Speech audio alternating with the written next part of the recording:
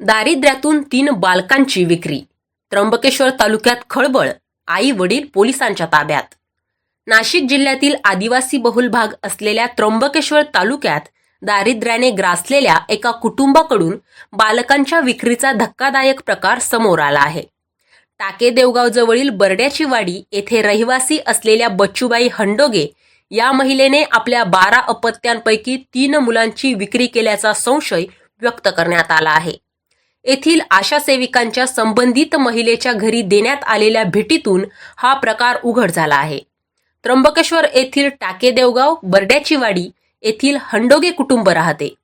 2 महिन्यांपूर्वी या महिलेने बाळाला जन्म दिला होता. नियमानुसार बाळाची माहिती घेण्यासाठी जेव्हा आशा सेविका घरी पोहोचल्या तेव्हा त्यांना बाळ घरात आढळले नाही. याबद्दल विचारणा केली असता आई बच्चूबाईने आम्ही बाळाला दूध पाजू शकत नाही म्हणून त्याला दुसऱ्याला दिले असे तिने कर्मचाऱ्यांसमोर सांगितले. या घटनेनंतर एल्गार कष्टकरी संघटनेच्या कार्यकर्त्यांनी सखोल माहिती घेतली असता महिलेने यापूर्वी देखील आणखी 2 मुलांची विक्री केल्याचे किंवा अवैध पद्धतीने हस्तांतरण केल्याचा गंभीर संशय त्यांनी व्यक्त केला आहे.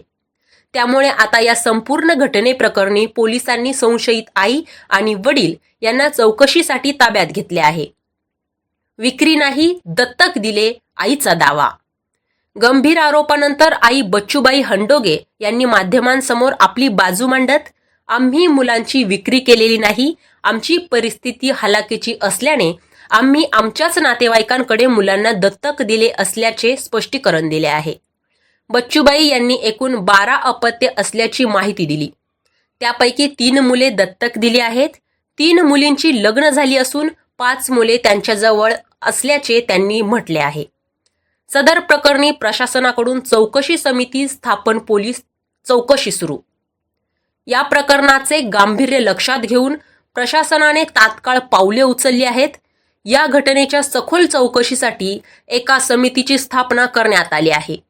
नाशिक ग्रामीण पोलिसांनी या आरोपांची गंभीर दखल घेत काल रात्री उशिरा आई वडील बच्चूबाई हंडोगे आणि त्यांच्या पतीला चौकशीसाठी ताब्यात घेतले आहे. आदिवासी भागातील गरिबी आणि बालकांच्या हक्काचे उल्लंघन करणाऱ्या या घटनेतून सत्य बाहेर काढणे हे प्रशासनासमोर मोठे आव्हान असणार आहे. पोलीस तपास आणि समितीचा अहवाल आल्यानंतरच विक्री की दत्तक यातील नेमके सत्य समोर येईल.